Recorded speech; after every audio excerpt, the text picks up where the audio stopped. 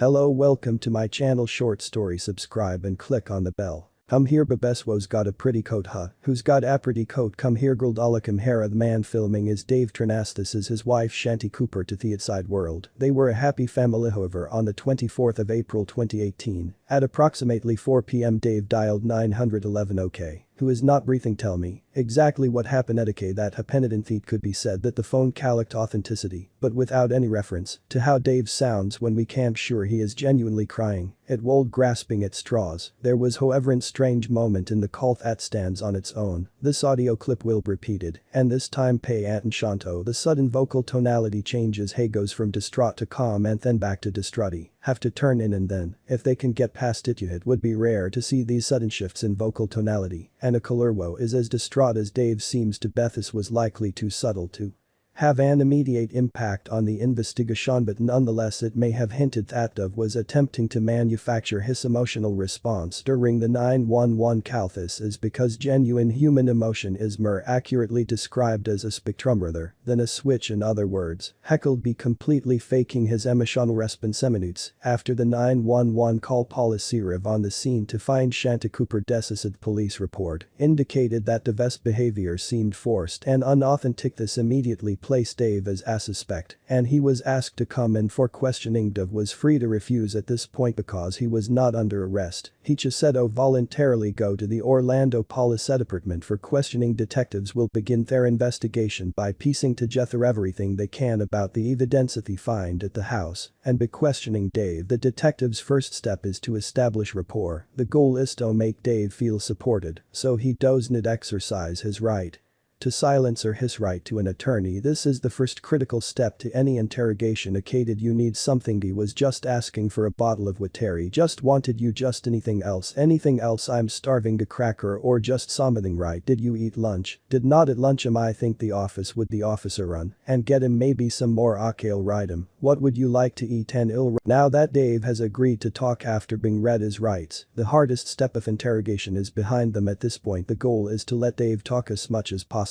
There's no strategy here except making sure not to interrupt or influence Dave in any way. Any inconsistencies in his narrative will be thoroughly examined along with any evidence found at the house or on Theramane. So, I need you to we're going to continue down this path about how you all met. I know you met on Match.com in about 5 months of what would it be telephone, text and we just start at detectives inquire about general background info related to Dave and Shanti. Shanti was a very successful businesswoman who had one son from a previous marriage. Also had a wife who he divorced after they were single. They were both actively seeking a new partner online in March of 2013. The two met on Match.com and hit it off. A document that was later found on Shanti's computer revealed just how infatuated she was with Dave. At the time Dave was from Minnesota, while Shanti was from Orlando, so their relationship progressed only by email and phone at the start, but after 5 months Dave moved from Minnesota to Orlando in order to be with Shanti and her son. In April of 2015 Dave purchased a 4,000 square foot home in Delaney Park. Delaney Park is an upscale neighborhood located about a mile away from downtown Orlando. Dave paid for this home in full with his own cash that he supposedly earned from his previous success in business and real estate. They both loved the neighborhood and the home, but they decided to renovate the interior of the home for a more modern feel. As the house was originally designed with an older Victorian style. Together, they agreed that Shanti would pay for all the renovations since David bought the house with his own funds. Now, let's step aside for a moment and take a deeper dive into this renovation project. When Dave bought the house, he put it in a trust for himself and his mother. Theris and Shanti agreed to pay for the renovations is because she was under the impression that her name would eventually go on the trust. Since David had paid for the house initially with his own cash, she would pay for the renovations, and by the end, they would be closer to equal partners in the ownership of the home. However, her name never made it on the trust. This means that if they were to split up, Shanti will be entitled to nothing despite investing tens of thousands of dollars into the renovation. This email from September 21, 2016 show their willingness to have an alternate draft up a cohabitation agreement. This is a legal document that specifies was entitled to what and protects both parties if a split were to occur. Never followed through with Shanti's request despite these financial hurdles. Their love prevailed. The couple married in February of 2017. This did not solve the house title issue under Florida. A property is divided equally in a divorce only if it is considered marital property, which refers to property acquired by either spouse during the marriage. In contrast, non-marital properties, defined as property either spouse, acquired before the marriage and marital property is not divided equally upon divorce. Despite being together at the time, the two married after Dave had already bought the house and put it in a trust for his mother and himself. In this scenario, the house would have been considered non-marital property. If they were to divorce, it could be a coincidence that line of events worked out in this way, or it could be because Dave never had long-term plans for Shanti after the marriage. The renovation was getting out of control because they had stripped down the entire interior of the house. Shanti had paid around $250,000 and was nowhere in sight. They had to live in an apartment above the garage because the main house had. I'm sorry this is taking so long. First of all, on behalf of the Orlando Police Department, we want to say sorry we are for your loss. David, this emotional outburst is unusual given the timeline on its own. This may very well be a genuine reaction. However, this interrogation took place approximately 5 hours after the initial 911 call. It would be more common during this stage for an innocent suspect to exhibit signs of denial or confusion about what happened, rather than blatantly accepting what had occurred. Additionally, the reaction was a response to what the detective had said. The reason this may not make sense is because what happened took place just 5 hours ago, and it's not as if the detective's statement is news to Dave. A reaction such as this would have likely taken place spontaneously without any prompts if it were genuine, and it would have happened earlier than 5 hours after the fact. It almost feels like a mockery of typical human emotion. This is additionally supported by the fact that this detective later said that not one real tear was shed by Dave in this entire interview. However, it can be argued that the detective had a BS since her goal may have been to get a conviction and not necessarily the truth. It's also important to recognize nuance when analyzing body language or behavior. Exhibiting unusual body language or acting unusually to a given situation is not the same thing as being guilty of an accusation. There is a subtle but vitally important difference in that statement. In plain English, we will analyze what's happening, but we will not jump to any conclusions without actual evidence. The reason this is being mentioned will become clear later in the video. Also, for everything that you're going through, know this is very traumatic for you, okay, and it's just a terrible thing. So what time is it? Do you know? Okay, blonde or brown hair? Okay, Hazale Esbabi take Hazel. Just 90 seconds ago the suspect was so distraught over his wife's death that he burst out crying to the point of being incomprehensible. Now he is chuckling about what eye color he has and engaging in friendly banter. You can even see a noticeable and genuine smile as he answers the detective about his eye color. Oscillating between emotions in this context is not typical of a traumatized suspect. Music. The next 60 seconds will better demonstrate the emotional switches that were mentioned earlier. Dave will go from calm to distraught, then back to calm all within a matter of 60 seconds. These sudden switches are typical of a suspect who is attempting to force an emotional reaction that does not come naturally. In contrast to what you are about to witness, genuine emotions are far less likely to be prone to sudden drastic shifts. During the 911 call we only had audio to analyze, but now we have a visual which can help us make a more informed decision as to whether Davis' facial cues or body language provide additional information about how he really feels. When did you move to Florida? In 2013, about 5 months after I met. Did you meet her here or there? I'm sorry, take your time. I'm so sorry. Can you tell me what year? The was 2013 is when you met online. Okay, and about 5 months later did you move here and move in with her or just move her? So I'm trying to use accurate as possible. I believe is the end of September my mom moved down, so you guys knew each other approximately 5 years. This month music. I know this is super tossy. I've never been more in love. You're so happy. Okay, at this point the detective is confident in the rapport she has built with David. Whether his current emotional outburst is genuine or not, it is a perfect memento transition. The conversation to urging his consent to talk after reading him his Ritsaki Maviaslu. Don't know what happened in your Hamedo day. Okay, we don't know what happened to Shanti. No, you called us, which is good. Okay, and we know that obviously she's lost her Life okay YUMSO music we do need to you're not under arrest okay I want you to understand that okay but we do need to reach your rights because you are in a police department with 2 detectives in this room and you have been here for quite some days okay and I want you to understand that we're just trying to figure out what happened to her okay and so it's our job to do that obviously. And we want to give you answers for solid answers I mean her family deserves that will you agree okay so if you don't I know you've probably never been through anything like this in your life okay. And he nods in approval to what the detective is saying yet his vocal answer is not in agreement incongruence from body language and speech may point as Omi in being deceptive into scenarios. It is likely that the gestures are communicating the truth while what's actually being said is deceptive this will happen again in later parts of the interrogation and will be highlighted with text together to get up end up excuse me I hear that I haven't thought we have the renovation paid for we have the money for the renovation in savings ready to go in the neighborhood we want to live in with a yard well, that's who sleeps separately most of the time she has some sleep is she when you said she sleep afternoon does she stop breathing, does she snore does she have a pap, what do you all off the above she has a seatbelt, but she doesn't use it because she can't sleep with it keeps her awake, but she swears a lot and she wakes up frequently so where would you sleep is it downstairs says he sleeps downstairs.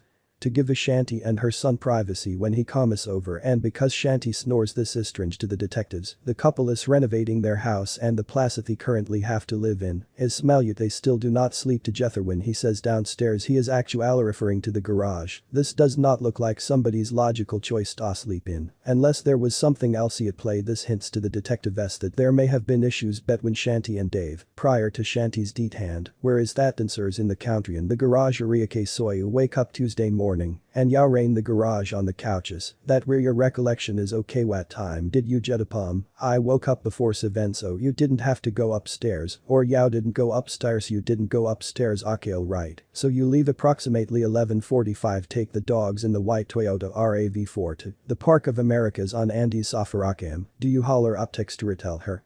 You're leaving any communication didn't Sawyer assuming she's home because Thicker is the ring you had already mentioned you were going to do this, so you did not communicate about your that you really may is there any communication on your phone with her, while your GONE music knowing was the last time you had text in Facebook initial communication via phone with Shanta Beferal right Sonoam, concerned that she wasn't a K no you're concerned she wasn't a K when you left talking about it's hard because they were asking me if we communicated and were pretty efficient in the morning she tells me you know what she's got planned for the day. I tell her what I have planned we'll work session and then race through our day to some degree to make sure that we get everything done and okay and I wish I would take you the time Tacha con Harake Wadakashald you think you made it to the park before I'm just short layout though. You see anyone at the park that you know we don't take here? Are only a couple cars in the parking lot to me have 2 dogs, so I typically look there's a large dog area which is forested and it's pretty gnarly. But I don't there's a lot of unstable dogs, and there's most office fights but there's a small dog area next to Thadi, tend to work the dogs there if there's nobody around a lot of times that's another reason for going that time off day, there's usually very few plethora but there's a big field off of that between a little reservoir I think it's a lake, it's just a little reservoir with a walkway and it is a big field between the playground to the lake and the small dog park and that's where I bring Charlie Akil ride, I think it was an HOURAND 45 minutes, because I don't think I get twatted. You have communication on your phone with anyone in that hour 45 minutes did you text anyone call any on or you on Faseba commenting, liking postinju don't do that okay, so you don't think you wish your phone with Yao am I take a Yuma Blue A have a little blue cooler bag and I could just throw me take all my personal belongings and I put them in there, so I put the water bottle in there I put the keys in there and I'm out in the park with the dogs and my Fenindiv. A suspect is deliberately Adam Tinkto portray a certain emotion such as grief, it is difficult to shift their cognitive focus towards something else while still portraying likely would not see a difference in emotion despite varying degrees of cognitive focus this is due to genuine emotion, not requiring any cognitive efficacy for example, when you're sad you don't have to actively think about buying sad, you just are sad and therefore you will act like you're sad do me usually bring a treat for the dogs reward treats for the dogs there frisbee sometimes I take a big shoulder bag with some other stuff for them so you took your phone. but you didn't call texts or do anything online emails anything at alake and what's the first thing you do when you get home? The detective strategically asks an open-ended question about him coming back to the house. If the suspect is innocent, it's likely that the focus here will be on his wife Shanti, since coming home to a deceased loved one is likely to be one of the most traumatizing experiences in an average person's life. However, the suspect again gives excessive details about irrelevant topics, such as plants and upcoming construction projects. He is likely doing this because he wants to divert attention away from Shanti. I put the dogs into kennel feed them. Sunday I had moved a couple of plants and I went out to check on them because it rained really hard last night. Bougainvillea in the driveway was when it rains heavy like the tit sags down so you can't drive in, so I took the cool brush in the end of the pole and I push it back to get it back up and then kind of locked in. Have construction starting in a couple of weeks, so I'm cleaning the courtyard in front of the greenhouse. Cleaned up some of Thelio that I trimmed, put them in the Westebasketi, put the pool pump on and then I cleaned the pool up again. So you cleaned the pool twice and you fed the dogs twice. You fed them in the morning and you fed them again when you got home and you cleaned the pool when you woke up and you cleaned it again when you got home. As I said, I worked in the yard and worked in the driveway. There was a choice. Anybody come by? No mailman, delivery folks, friends, neighbors. No one came over. So you're out in front by that dumpsterist that the CARER music there was a bunch of wood that had some 2x4s that had been sitting out there and some pieces of plywood that I had moved when it started raining, and there were a bunch of leaves that had fallen from the trees behind, not from ours but from the other side of the wall, basically our neighbor back then. So I had swapped that. Had done some of that on Sunday and I did probably another 20 or 30 minutes off that around the greenhouse in front of the vehicle back by the palletsum. We were going to move the greenhouse, so we cold put a lumber pile in for framing like that and I was trying to figure out where I was going to move everything. So you think you worked in the ark until how many minutes? Do you believe that was for Hersey would say less than an hour? That close more than 45 minutes. Okay, and then what do you down? That's all that I can remember until I'm upstairs. Okay. What happens when you enter the home? Is anything unusual when you enter the garage apartment? So Yumi could hear the water is running, but it's not running. It's not like the sound of the shower it's running, it's just it's trickling out of the spinach. Is weird because you know the only time that she does that is Yumi. If she's gonna take a shower she would do that to heat to Adarin. So we always, when we step and we always say hell at the bottom of the stairs, so I listen him because if she's on the phone with a work call I don't announce myself. I just walk upstairs. I didn't hear her and Yumi could hear the water. I couldn't her music because you heard the water and didn't hear her. You felt something wrong. You went upstairs. I don't care where it king on the phone, so I say hello. I didn't hear anything. Beauty can hear water running. She's not saying anything. Doesn't seem right. Sometimes it is hard if you have the water running to hear somebody out the reso. That was my assumption. Okay, so it's one room. You don't see Harris, the bathroom door open or closet penike. And so you walk toward the water that you're hurrying to and the door is open. And what happens? What do you see? See you're laying water is running. Beauty I don't think that drain is closed because if it was it will bite would be going over. Right, he's approval for his version of events as if it is not a matter of fact. A truthful suspect is likely to state his version of events without seeking any approval. Recalls the events as if he is asking a question, which likely means he's being deceptive. Of the waters like half Balsha submerged party alibit. She's also partially not submerged and one of her legs is kind of sticking out a little bit and it's just extra meliophil and it doesn't look natural. Obviously Yausheld foul or something happened and Yumi tried to pick her. Up turned the water off. I tried to pick her up. It's hard to pick her up. She's not. It's like a sack of potatoes. It's not easy. She's not moving with me. Grabbed her arms and kind of pulled her this way and everything partially over. And that's when I realized that Yumi wasn't going to be able to carry her. He tried to pull her being as careful as I could. And at the same time I want to get her out of the water. I was screaming that's wrong and Yumi pulled her out into the ether. Mandy cold didn't know what to do. It was hard to move her that way, so I turned her and I held onto her wrists. I thought that there's something he can do to help him, trying to get him kind of moving here, trying to either to shake her a little bit and trying to get the water out of her lungs. I got her in front of the cock and I had to stop and put her down and he tried to lift her head up to kind of clear, like I guess that's the thing you do if you were going to do CPR. Or something. In Chesnut he's fighting. She's blood coming down her fastened on the side of the body and music. I'm still thinking she's somehow. I'm still thinking that she's going to be okay. I got that Yum had taken the mattress pad off the die, set the mattress pad down underneath her on it and I tried to lift her. Andy went away. Didn't know what was going on. I didn't know What happened Eddie had a TOWEL music where was the blood coming gum the left side of my face here in her cheekbones. That the right side you workinger is it so boff should she had bluch had blood on the side of her head and down her neck and when I touched my wifiritake and you're pointing to the right side her eye is all bruised all the way around so you notice you're pointing to your right is that her right or left so you're saying her left eye was bruised and that she has blood coming from acute in her face underneath that A at the same side and she has blood on under her nose okay. On the back you have just water in the tub was tinged with ethers and you said that it's hard hopeful was the tubum it wasn't flowing over the top it was very close a bit not quitiake and is the top plugged in the bottom you me think her head had her. She was long hair on it her clothing was wetty her clothing is wetty hake so her hair is definitely wet right ye her clothing her tank and her shorts are etchim and she's face down. So the first thing you do is what if you were Kaliti reached out and touched him her right arm you recall were so close to the shoulder. Because I can't remember the sleeveless or low sleeve of it it's just I tried Tasha's looking the other way and I'm saying her name and I'm trying Takwaklatring Tuke.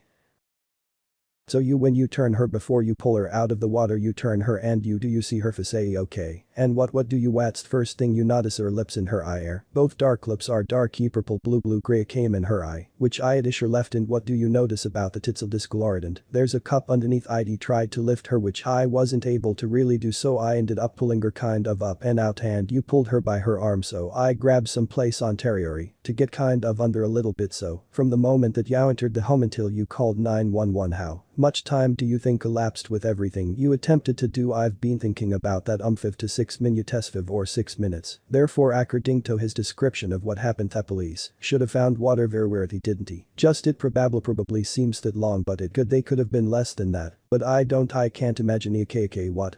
Do you what do you feel last chanting what might have cost her life what do you think what do you think happened what do you think is her cause of death think it did at some point and I don't know if it was at the point that she went back upstairs around 9:15 where she went back upstairs and did something else and then decided to take a shower. But I think at some point she decided I'm going to take a shower and she stepped in and turned the water on like she always does to let it heat up and that's the point that I think something done wrong either she slipped or Scheffler. She blacked out or something caused her to collapse made Terrian foot in the tub reaching to turn it and the other foot slipping outside or vice versa could have been accorded is kind of an awkward position what would have caused the significant laceration that yowie don't describe it what do you think would have caused the significant injury sasto her AA don't know if one that you said was pretty swollen and shoot 'em it would have been you would have to have been falling directly on it without breaking your phone falling directly on it without breaking your phone when was the last time the two of you get this is the first confrontation an innocent suspect would likely refute a question at this point they show resistance towards the question because it's not important to what happened very briefly on Saturday right before we left and could argue that Dave simply called a mild-mannered individual however this call to his mother shows that he isn't afraid of confrontation he there. How are you doing I'm pretty good, how about you good, what happened last time did you disconnect for some reason Imian when I hung up you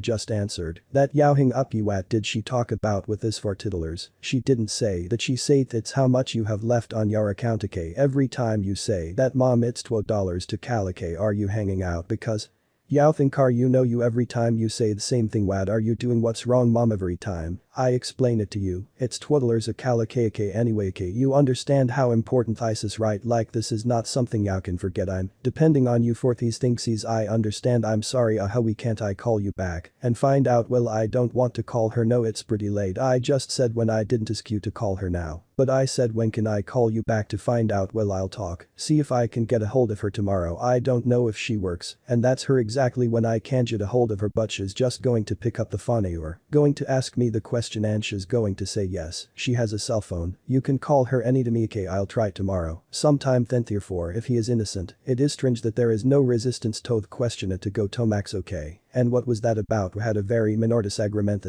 any fight ever turned physical between the two of them has she ever hurt you hit you struck you through anything that you know have you ever harmed her physically notched Harry strangled her of detective mentioned strangulation Togoj the suspect's response because the autopsy revealed that the cause of death was strangulation his body language including the head shaking lack of nervous behavior and direct eye contact could be argued as signs that he is being truthful what doesn't make sense is Dave's lack of resistance to being subjected to these questions the same day he has seen his wife dead. An innocent suspect would have likely not put up with this instead. An innocent suspect would be furious at the audacity of the detective to ask these questions at a time like this. Have you ever strangled? Was there ever anything around her that you noticed during you removing her from the 12 attempting CPR? Was there anything around her neck at all? No necklace, no nothing. AKM. Did you ever, if in your assessment, offer or attempt to help of your hand on her neck at Alger underneath behind her head like that? Oh, do that head tilt chin lift your and then all some sort of feel for the pulse of the piggy on. Did you ever have your hand at her neck where you would have had to squeezed it for any reason? And possibly where I was trying to pull her out of that. Tell me what happened as I was trying to turn her over. I might have put me hand under her arm or on the city of her head to try to turn her like that. Would have been, as we know now, deceased. At that point he's superior to her being deceased. You haven't your reason to have your hand around her, hands around her throat. No, absolute tell it did not happen. Absolutely not. Okay, what do you think?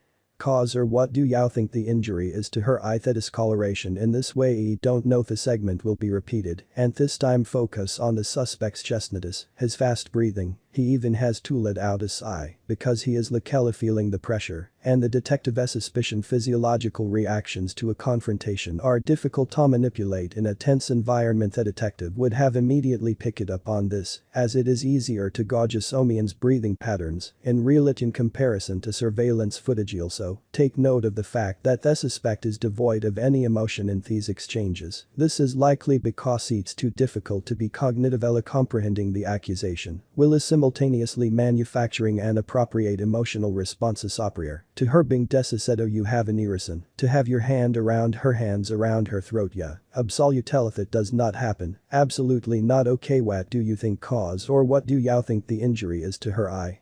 The discoloration in this I don't know. I thought that struck her that side of her face because it cemented she had to cut here and that was underneath the eye. It seemed like whatever it was, however she fell or whatever she had that probably happened at the same time the cut and the in the eye injury. Now do you think there's any sort of significant injury that to her eye itself or to the bones around her eye at Ali Dante? Don't have any reason to think musicum or injuries to me. David, some really significant, more significant than from a soft tissue fault, more significant than from a me tripping and falling and hitting me head and not unconscious omnit. Only are they more significant on a foul bit. They're inconsistent with a foul, it's just not accurate. A KKM Shanti did not fall and get those injuries without questionake. They're much more significant and the tangent it's inconsistent with her injury shooting and striking anything.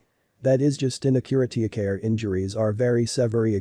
So the trouble I'm having with your story is you're there. First of all, you're not really sharing the same residence. You're kind of living downstairs, she's living upstairs with her son, but her son's not there, so even when her son's not there you're still not sleeping together. You're not in the same residence during the day, spending a lot, it seems a little bit, but think conveniently. You're away for a while and you come back and you find her like this and you've had some pretense for just about everything we've talked about, consistent elaborate detailed answers for everything we've talked. Issue I'm having with ICI, absolutely think that she was deceased before you left to go to the park, and I think whatever happened to her happened before you went to the park. Think that you've told us a significant amount of information, you have been very cooperative a bit. I also think that you've left some stuff out, and I think you've left some stuff out that is maybe something got out of hand, maybe you didn't mean for it to happen, maybe you got upset, maybe but there's something that happened between the two of you before you left it house, because she was deceased or on her way to being deceased before you left that house, and she had been deceased while you were gone, and when you came back and found her it's pretty evident that she was deceased. Yeah, cold stiff significance will inji hand a lot of blatinga queso. Whatever happened between 7 and 9:30 to 9:45 is where I need you to be significantly more honest. It wasn't. I haven't left one thing indicated you to Argeno, absolutely not. Did you fit? Absolutely not. Did you harm Shanti in any way? Absolutely not. Did you choke her? Absolutely. Did you strangle her without question? Did you beat her? Not. Did you hit her with anything? Absolutely not. Neither of you expected anyone to be at home. She was going to be gone at the dynasty, we're going to go with the dogs. That tells me no one expected anyone to come there for any reason. Is that accurate? These questions by the detective are evaluable if the defense team were Torg, that someone else is responsible for the death of Shanti at the house. Shanti's expensive engagement ring was missing along with $5,000 in cash, therefore it could mean that a burglar was responsible for the death of Shanti is absolutely.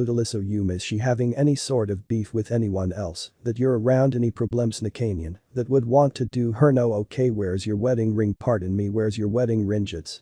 Right Harry is it on that hand I'm curious after we bottled back we both lost a significant amount of weight and in the pool that will slip off of this in the pool it slips off your finger I mean completely off the finger ye hits barely on this and so either I need to size or I need to gain weight gained a couple months back Taja to where I was when I originally got didn't know if that was your Whittinger, not because it wasn't, as it is just Lucy okay and what does she worth this brief moment of silence isn't a typical behavior for Dave during this interrogation this may be because he has the engagement ring it was found in his possession 4 months after this interrogation during this moment the detectives did not know where her ring was, but we have the benefit of hindsight and so his silence here is more revealing this is an important piece of evidence because it weakens the argument that a burglar took the ring the cause hand killed Shanti in this.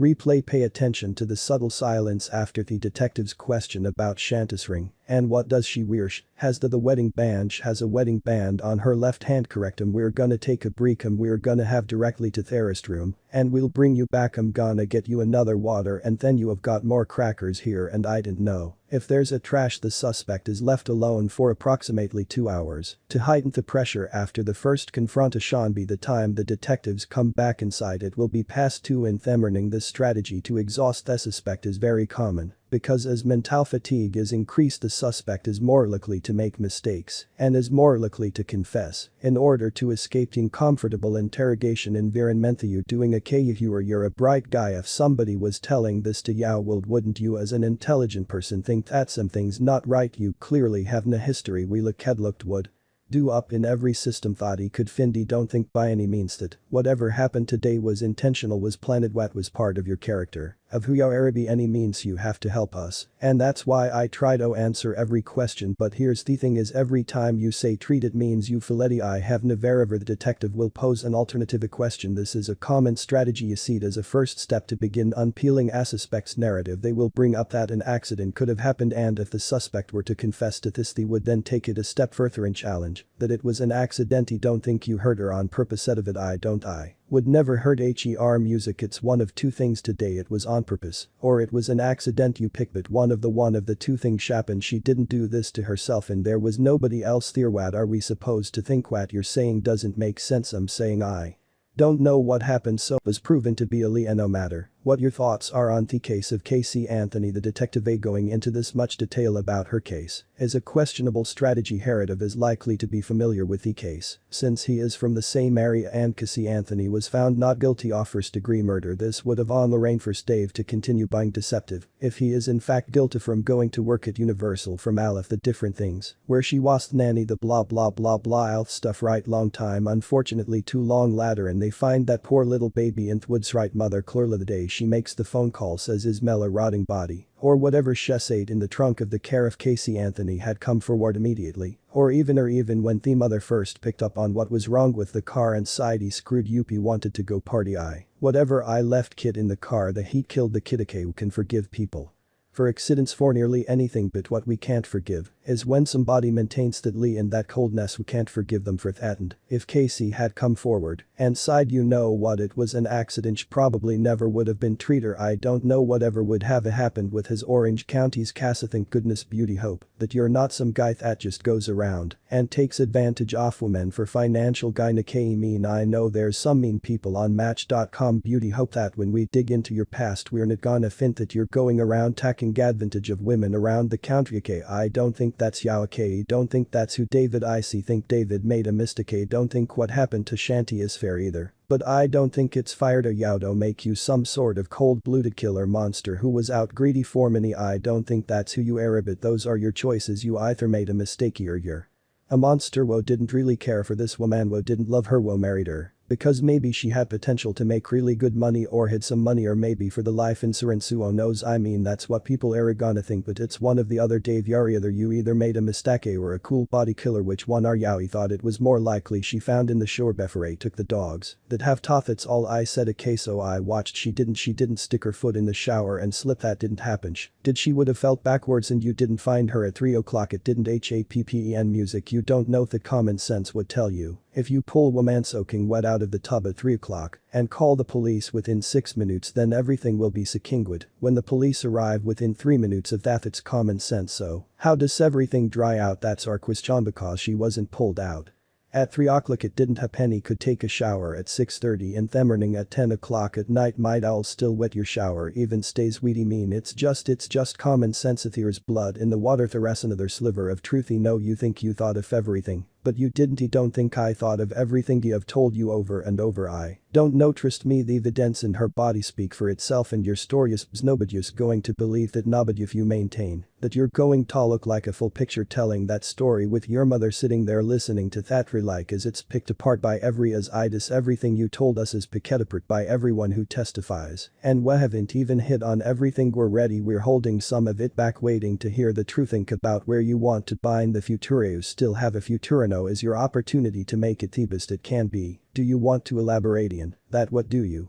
mean? What? It'll make you probably look like me. Don't think that's fair. But you are not leaving me a lot of choice. And then what happens? You face the music, which is you face the music, face the jury of your peers. I feel like everything that I have said, and I know you told me things that you call discrepancies, still very true. And a reef not perfectly accurate directionally correct. If not perfectly accurate directionally correct, why do you were talking about things like evaporation, right? And how wet something guasum. If I miscalculated how wet directionally correct, I don't know if I know what that means, because honestly after today, you've had ample opportunity to tell us the truth. Okay, no one's gonna accuse us of not giving you ample opportunity to tell the truth, because you've had it. You've had a load of it, so we're just going to prove you're full of and solve this case. And I'm glad you think that's fun. I'm glad you think that's fun. The detectives attempt to get a confession out of Dave, but it never works. They keep going in circles. Willett maintains his innocence. They eventually end the interrogation and is free to go, because nothing he said was incriminating. This is not ideal for the detectives. Of course, the prime objective of an interrogation in this scenario is to obtain a confession. In the real world that does not always happen. The interrogation was still crucial, and progress to investigation in a few key ways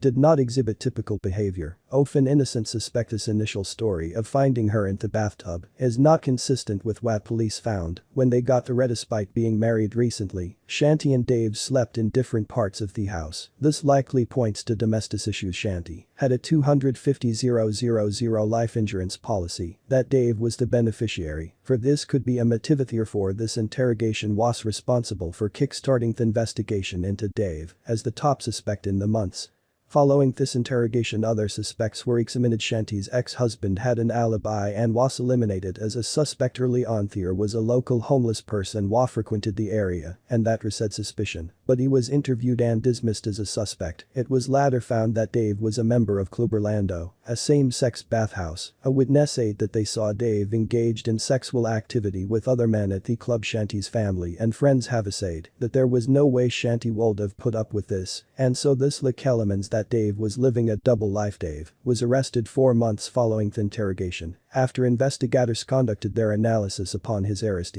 Found Shanti's engagement ring among Dave's possessions. With the engagement ring missing, it could have been argued that a thief broke into the house, killed Shanti, and took the expensive engagement ring, as well as $5,000 in cash that was missing. But now that the ring was found, it sabotages that argument. There were also no signs of forced entry or struggle the day law enforcement arrived in the scene. This video analysis is not making a conclusion whether Dave is innocent or guilty. It only analyzed what will be considered typical behavior and unusual behavior given the context of a situation exhibiting. David Tronnes grew up in Stillwater, Minnesota.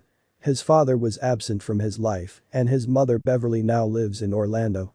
David's ex-wife, Carol Tronnes, who he married in 1999, described the mother as mostly supportive but not always during his younger years.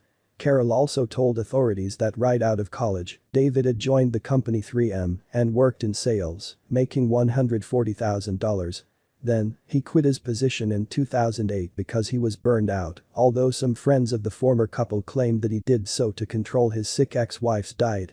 Today, however, David Tronnes is the prime suspect and the one who has been accused of killing his second wife, Shanti Cooper, on April 24, 2018, in their Orlando residence. It was around 3:51 p.m. that David made that 911 call. "My wife. I found my wife, she's not breathing. I tried to do CPR, I can't get her to breathe." Shanti was just 39 years old at the time of her demise. Her husband went with the cops willingly and even stayed at the Orlando Police Department headquarters for 14 hours without a lawyer. He claimed that he had gone to walk the dogs in the afternoon and when he came back, he saw Shanti in the bathtub in her pajamas. He said, "I think something went wrong. Either she slipped and she fell or blacked out or something caused her to collapse." However, authorities quickly poked holes in his story. Detectives Teresa Sprague and Barb Sharp did not buy his version of the events. After all, post the examination of the crime scene, officials discovered that the bathtub was completely dry and so was the floor around it. If David had indeed taken her to the bedroom from the tub, then water should have been everywhere. Detective Sprague also claimed that the amount of dried blood found on the bedroom floor was indicative of the body lying there for a while. In fact, the autopsy revealed that Shanti had died due to blunt force trauma and strangulation. The couple had met on Match.com in 2013 and after an online romance, they got married in 2017. Before that, David came to Florida to live with Shanti and her son. They bought a house on East Copeland Drive in April 2015. During their courtship, David had told Shanti that he was a rich man who had inherited $4.6 million after his father's death, but this was later proved to be a lie. She paid for everything, and authorities believe that there is a financial motive behind the homicide. Another possible incentive was that Shanti had learned about her husband's sexual affairs at the same-sex bathhouses. David had bought the 400 square feet property for around $600,000 in cash, which he had put in a trust with his mother. Even after marrying Shanti, he excluded her from the property's deed. The Victorian-style house, while certainly massive, lacked functionality. So the couple got started on renovations, which would cost the wife around $250,000. During an interrogation with the cops, he revealed that he was sleeping on the couch, whereas his wife had inhabited the apartment above the garage during the course of the renovations. Authorities believe that the night before the 911 call, David had already killed Shanti.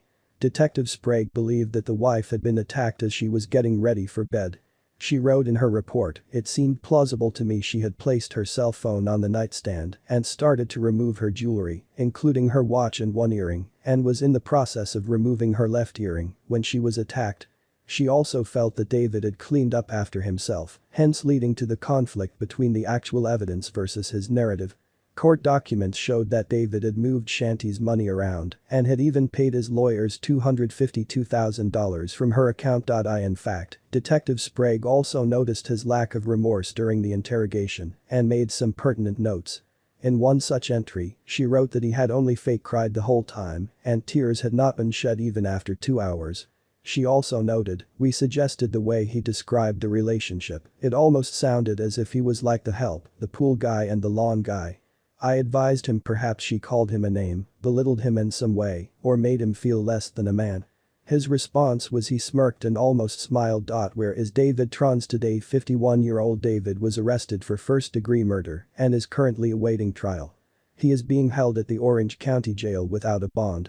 He has always maintained his innocence and will fight the case with the lead. An inmate at the jail where Tronnes is being held said that Shanti had discovered Tronnes' secret life and had wanted a divorce.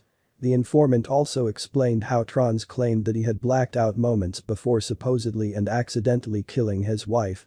The informant also said, he said, "I'm in here for murder, but I'm not a murderer." The police were also investigating another angle against the accused, that of poisoning both his wives. Back when he was still married to Carol, her health deteriorated and police felt that it was possible that David could have been poisoning her. After all, Shanti also had many of the same symptoms as Carol. The latter, however, stated that her illness persisted even after their divorce, so this scenario wouldn't be possible. The informant also told authorities that Tronnes had mentioned Cambo, a poisonous secretion from an Amazonian giant monkey frog that doesn't show up on a toxicology report. While in jail, the informant described David Tronnes' behavior like this: he had no care in the world. In fact, he'd sit there in bed with his eyes closed. You don't normally lay in a bed with your eyes closed in jail, but he would sit there all day with his eyes closed, and he'd put a white rag over his eyes and just sit there and hum to himself for hours. David's trial is supposed to start sometime in late 2020. Tronnes faces trial later this year, and authorities allege he had predicated his entire relationship with his wife on a lie. After the couple met on Match.com, he allegedly told her that he had inherited between $4 million and $6 million from his father, a claim that turned out to be untrue. Friends started noticing that Tronnes paid for very little of the couple's bills and that he expected Cooper Tronnes to keep them afloat financially.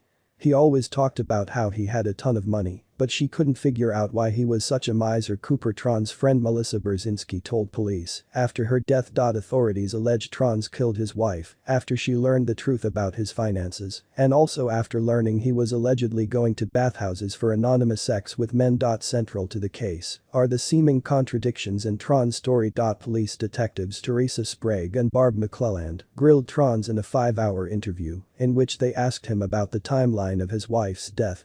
As Tronnes maintained his innocence, both Sprague and McClelland told him that his story didn't make any sense and that physical evidence in the home contradicted his explanation. Detective Sprague believes Cooper Tronnes was actually ambushed by her husband on the previous night as she got ready for bed. She was wearing only one earring, while the other earring was on her nightstand along with her other jewelry and cell phone. It seemed plausible to me she had placed her cell phone on the nightstand and started to remove her jewelry. Police are investigating whether a husband charged with the murder of his wife may have killed her because of financial troubles after exaggerating his wealth. David Tronnes, 50, was indicted on a first-degree murder charge after he called police to his Orlando home in April, claiming he had found his wife of only a year, Shanti Cooper Tronnes, dead in a half-full bathtub. Friends of Tronnes claim he presented himself as a millionaire, and it was his alleged wealth which helped to entice Cooper Tronnes to marry him a year before he allegedly killed her at their home, according to Orlando Sentinel. But his alleged lack of money is one of the lines of inquiry police are probing as a possible motive for the killing. Wealth has been a key theme in the interviews in the aftermath of Cooper Tronnes' death in April. She was found dead in a bathtub at their home, with Tronnes claims that she slipped and died disputed by police. A friend of the victim, Melissa Brzezinski, told investigator Dave was doing things that was ticking her off as it pertains to money. He would also get weird about paying for food, the Orlando Sentinel reports. Brzezinski added. He always talked about how he had a ton of money, but she couldn't figure out why he was such a miser. There was confusion among neighbors as to what Tronnes did for a living, with one stating they thought he worked in sales.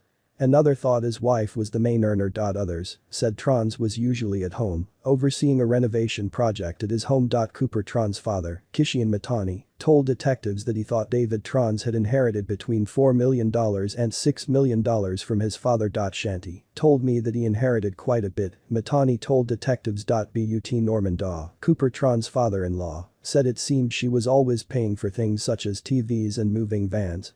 When her mother was near death in December 2016, she asked Daw about her mother's life insurance policy, according to his interview. Daw said he thought it was Tronnes who was most interested in the money. It just was my gut feeling, Daw said. He always claimed he had millions, but Shanti bought everything.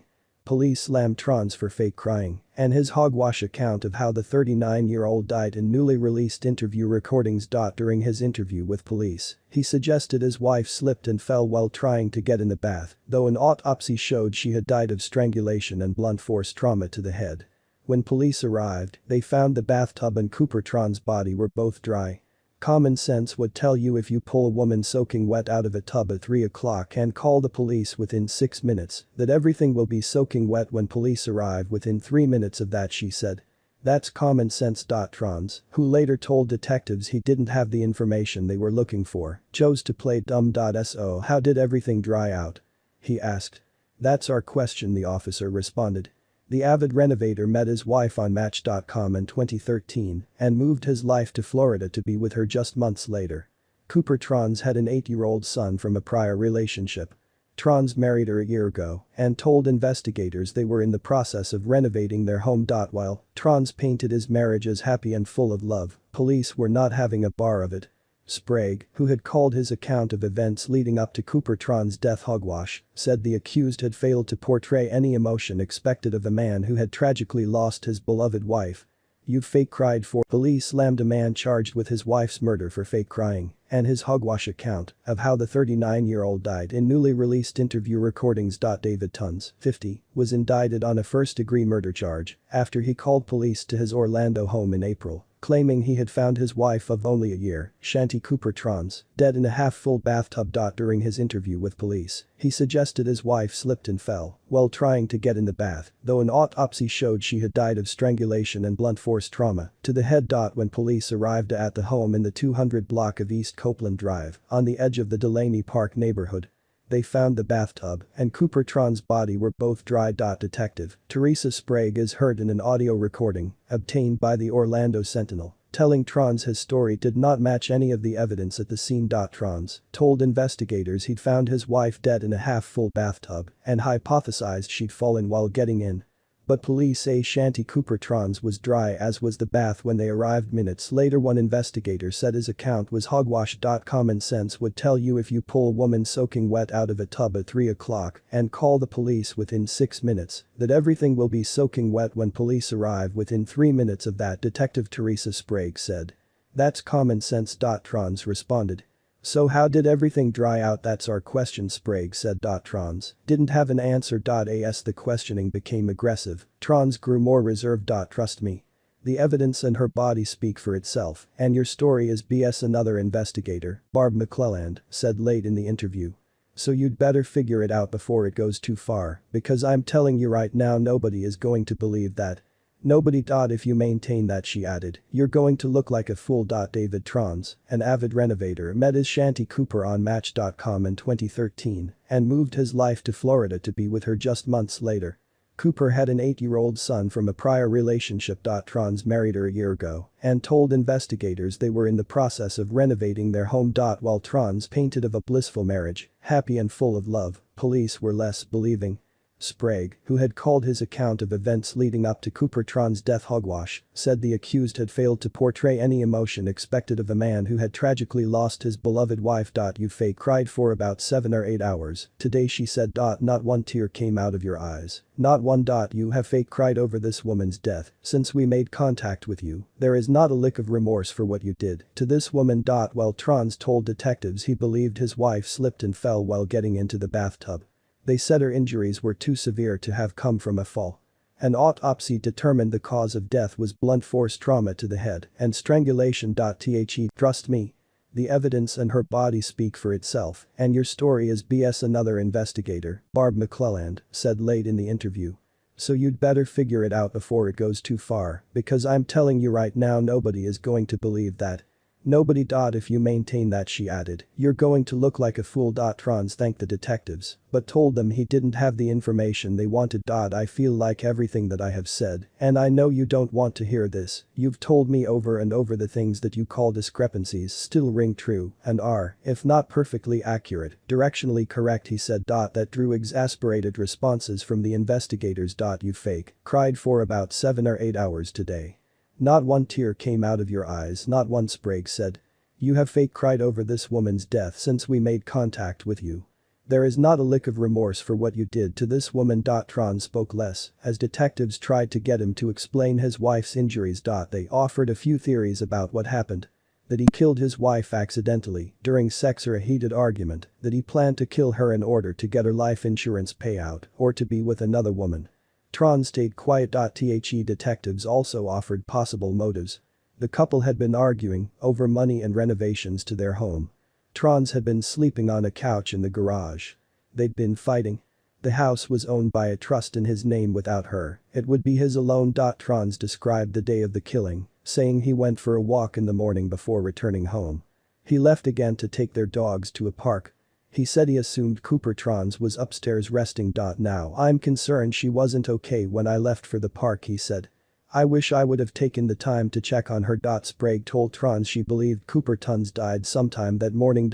He said he returned home about 2 p.m. and did some yard work before going inside and finding his wife. Tronnes said that when he saw his wife in the tub, he pulled her out and took her into the living room. but that also was dry, investigators said. The2 met on Match.com in 2013. Months later, Tronnes moved to Florida to live with Cooper Tronnes. They married last year. In the beginning of the interview, Tronnes painted his life with Cooper Tronnes as really happy. He told detectives the two were renovating their home. "We do, David, because we've been around so long, we just know people, we can tell how people really are. And this is not your hearty mean, this is not who you are. I know you hate what happened, I know you hate it. And I know you wish you could take it back, and I know you hope that you wake up and this is a nightmare, and I know you. But until we hear that it had some sort of remorse, I'm just not convinced that this wasn't planned, and I think I'm reading you pretty good. I don't think that's who you are. I don't think you've been planning this for weeks on end, okay, so I don't think your intention was financially hope that's not who you are. I hope that you're not some guy that just goes around and takes advantage of women for financial gain. Okay, I mean, I know there's some mean people on Match.com, but I hope that when we dig into your past we're not gonna find that you're going around taking advantage of women around the country, okay? Don't think that's you. Okay, that's not like Scott Peterson who killed Lacey Peterson, who's got 4 or 5 different girlfriends and for different statistics. I don't think that's who David is. I think David made a mistake, and I don't think David needs to pay as severely as someone like Scott Peterson. I think David needs to tell the truth, and David's going to feel better about it, and then we're going to deal with what the truth is, and we're going to be able to figure it together. Okay, we can figure it out together. But I gotta know the truth. Will figure out the next steps. Just get it off your chest, occasion you do. Because every time you close your eyes you're thinking about telling us the truth, and every time you close your eyes you're seeing this happen. You are never going to be able to close your eyes and not see this happening. The only way that goes away is if you're honest. It's gonna haunt you, but all we have right now is what the evidence tells us, which Shanti tells you, and a whole lot of from you, and it's not gonna work. Okay, her body doesn't lie, people. Unfortunately for us dissidents do not lie, and you're going to keep reliving this over and over again, and it's never going to get off your conscience until you clear your conscience. David, just explain that you didn't know your own strength. You didn't mean to do it, we know. And we're going to prove it. I just don't want to make you out to be so cool bloody killer, because I didn't think you were in. That's the one thing that we can be in control of here, okay? We can be in control of the narrative. Who can be in control of this is first-degree murder, second-degree murder, manslaughter. What is this? Is this an accident? What is this? We can be in control of that, okay? Her injuries there. What they are, okay? I can write that as first-degree murder. Second-degree manslaughter, a mistaken accident, you blacked out. I can write. However, it is okay. I don't like to make you like the truth. That's all anybody wants in a situation like this, is the truth. And that's way their dad deserves. That's what her son deserves. That's what her grandmother deserves. Her friends, you just want the truth, and you're close to her family. I'm sorry, we're close to her friends. Mean, what do we want? These people thinking about you. What do you want your mom to think? Habit, your mother wouldn't want you to maintain this lead, because God forbid we paint you out to some sort of monster. Mean, that's not fair, and she's going to sit with that, and she knows that's not her boy. Don't think that's fair to Yowie. Don't think what happened to Shanti is fair either. But I don't think it's fair to Yow to make you some sort of cold killer monster who was out greedy for money. I didn't think that's who you are, but those are your choices. You either made a mistake or you're a monster.